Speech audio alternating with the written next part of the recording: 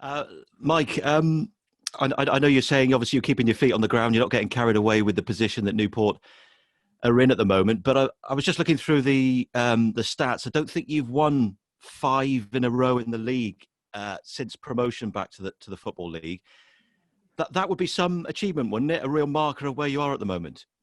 Yeah, it'd be good. Any team that wins five in a row gives them a good platform to carry on with.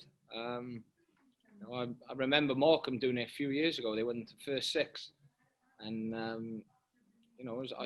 thought then I'm still playing. I think I thought it was a fantastic achievement, especially Morecambe renowned for having one of the lowest budgets and winning six in a row goes to show that it can happen. And look, I'm not concentrating on records or anything. I just want to win the next game.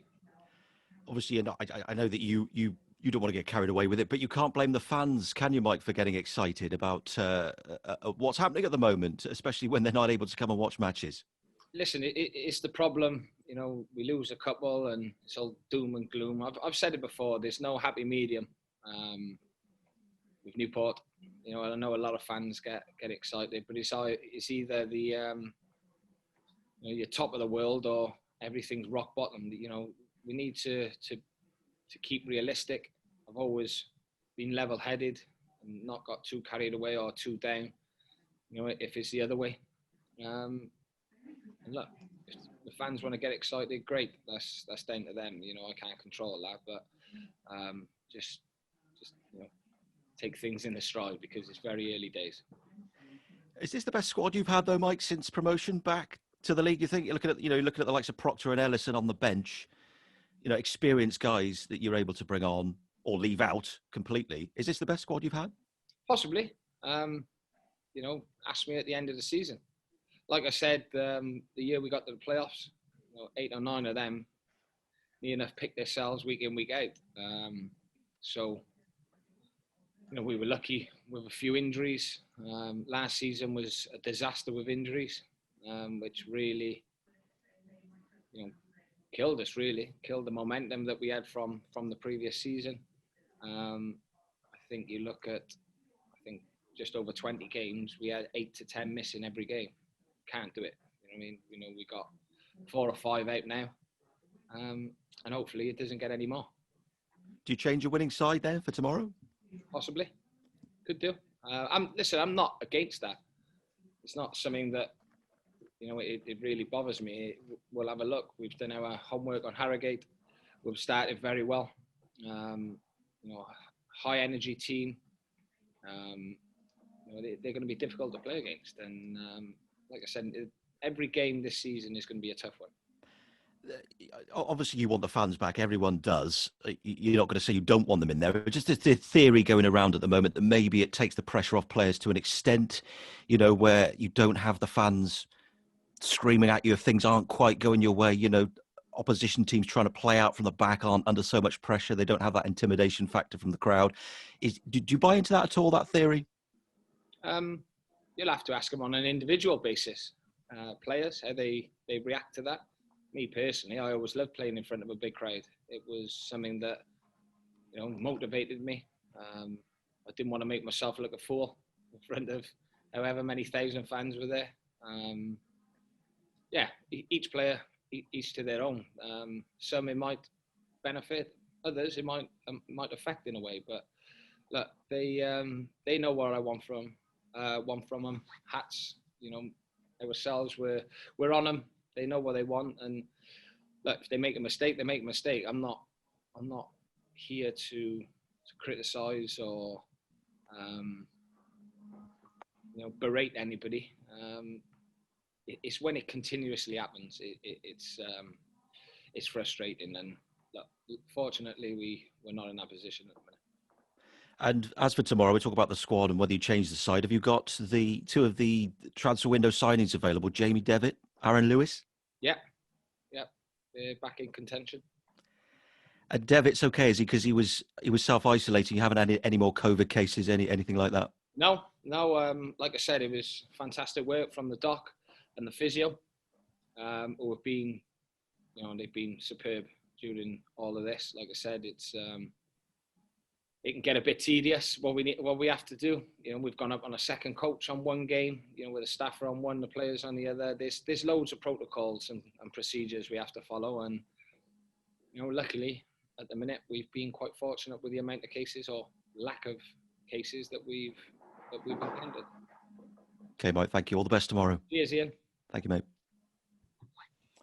And Mike, obviously you've stayed grounded throughout the start of the season, and that'll obviously pass on to the players. What are you asking more from them? Where do you think you've got room for improvement? Listen, you can always improve. I ain't going to sit here and say, no, we're a finished article. No chance. We can be a little bit more ruthless in the final third. We can move the ball quicker at times.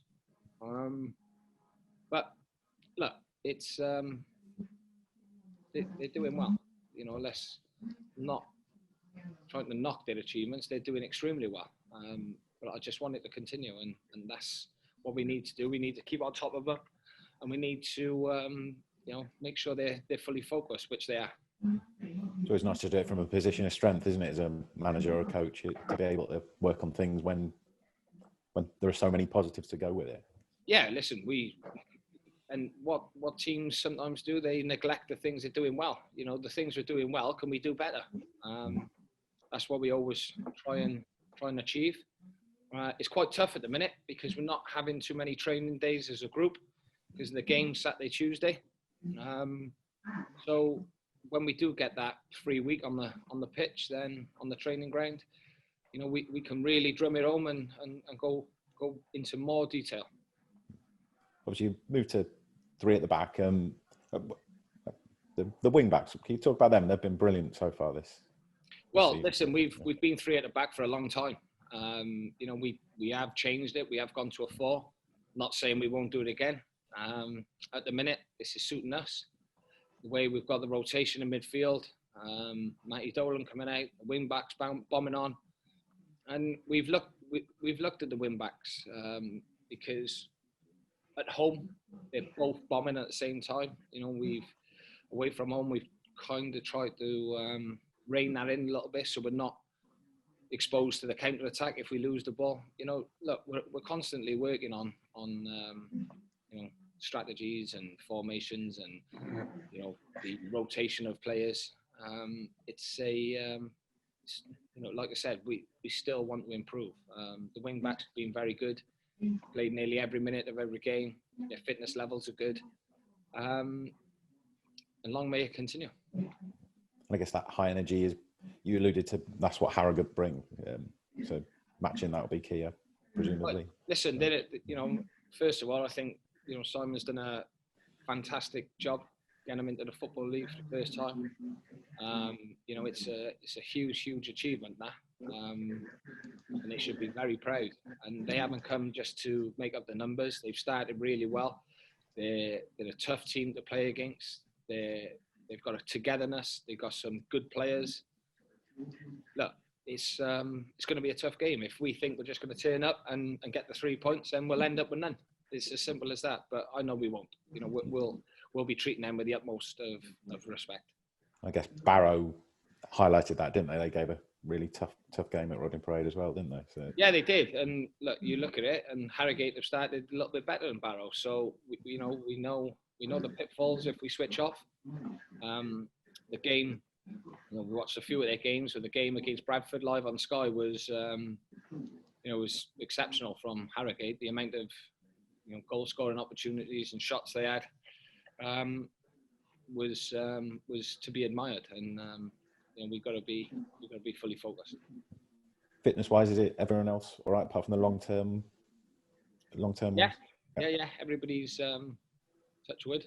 Yeah. Got a training session today, but yeah, at the minute we've actually gained a couple. Okay. Yeah. As in Jamie and. Okay. Brilliant. All right. Cheers, mate. I'll let Rob. Cheers, Chris. So apart from a global pandemic and all this bloody rain coming out of the sky, it must be a joy coming to work at the moment, isn't it? Yeah, listen, I always enjoy coming to work. I'm in a very privileged position. I've done other jobs when I was out of football or before I went into professional football. I know the other side of the fence, so to speak. and I'm very privileged. It's something that I've always carried with me as a player, as a manager.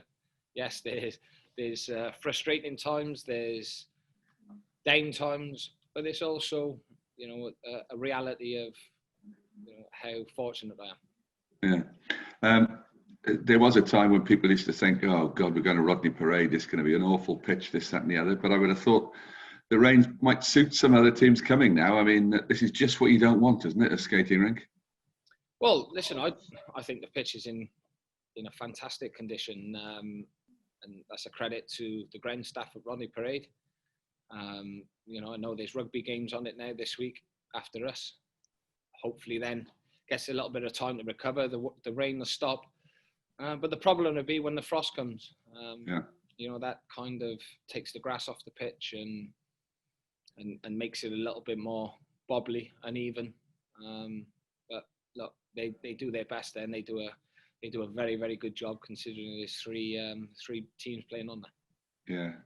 Yeah, and it doesn't get any easier. There would have been 4, but it's 3 again, and it's more rugby coming up. Doesn't help, does it? No, and look.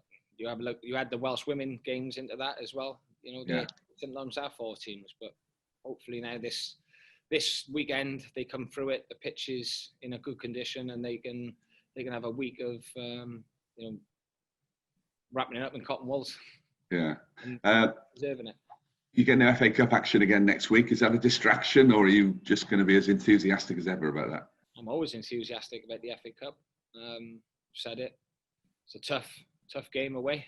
I spoke to Kerry Edinburgh, who said, he's still showing us that he's looking down on us. I think he was looking down more on Leyton Orient than us, because he could have had us at home. Justin, he's look, he's somebody. Obviously, how fond of him I was and how much I respected him. And look, let's try and get a win for Justin on the Newport side this time.